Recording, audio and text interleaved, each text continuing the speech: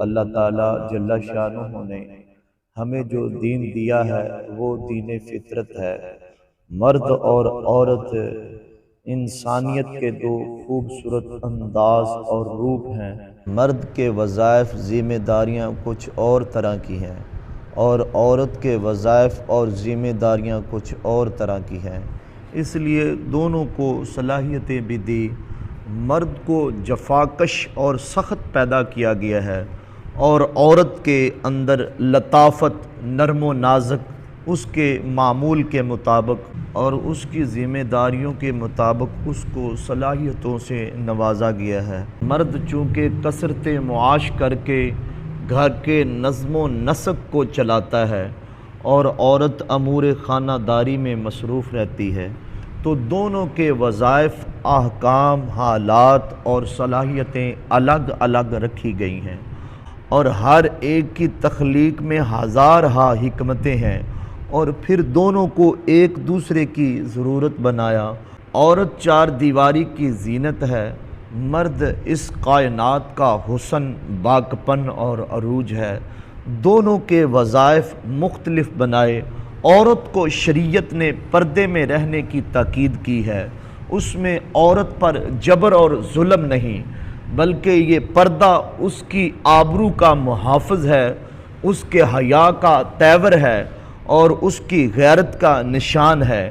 یہ عورت کے لیے کوئی قید خانہ نہیں، بلکہ یہ اس کا اعزاز ہے، یہ اس کی تکریم ہے۔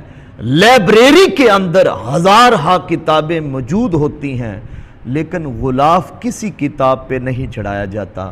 قرآن مجید اللہ تعالیٰ جل شانہ کی کتاب ہے اور یہ ساری کتابوں پر مرتبہ رکھتی ہے اور عزت و احترام کے لائق ہے، تو اس کو غلاف میں لپیٹا جاتا ہے۔ اگر قرآن مجید کے اوپر غلاف ڈالا جائے تو اس کا مطلب یہ نہیں ہے کہ یہ اس کتاب کے ساتھ ظلم ہے، بلکہ اس کتاب کو خصوصیت اور اہتمام کے ساتھ غلاف میں رکھنا اس کتاب کی عزت اور عظمت کا بیان ہے۔ اللہ تعالیٰ جل شانہ نے جو عورت کو پردے کا حکم دیا ہے، تو یہ عورت کی آبرو ہے، یہ عورت کی عزت ہے، یہ عورت کا حسن ہے۔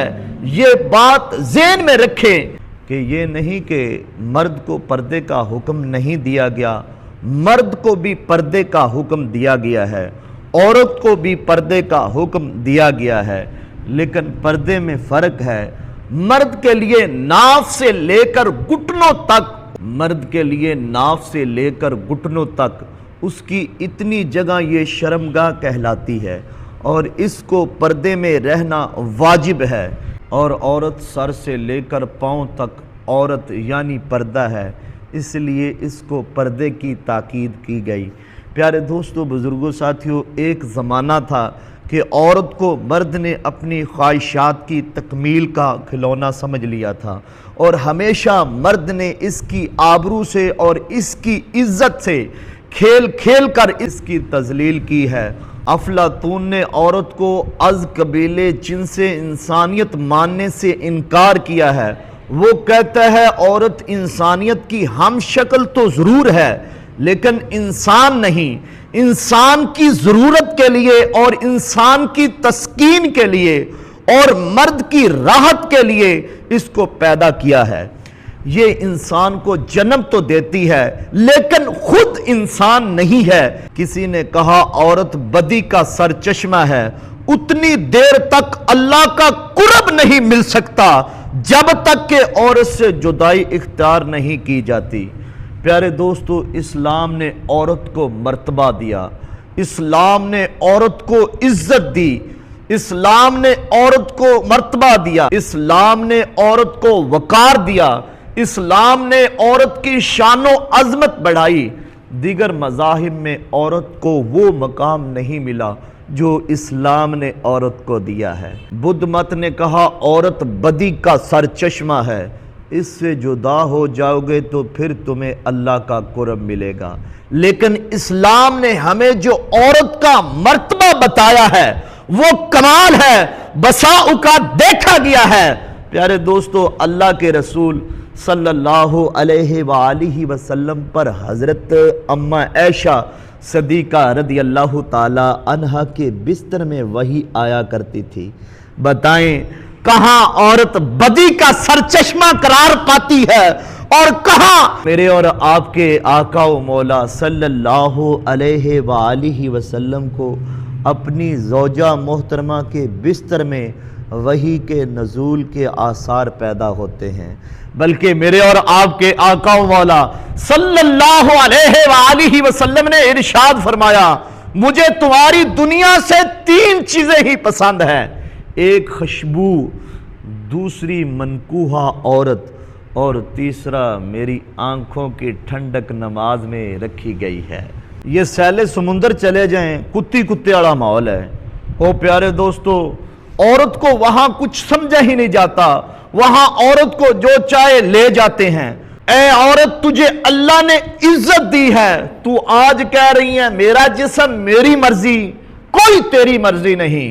जिस्म भी बनाया हुआ अल्लाह का है और मर्जी भी अल्लाह ताला की चलेगी।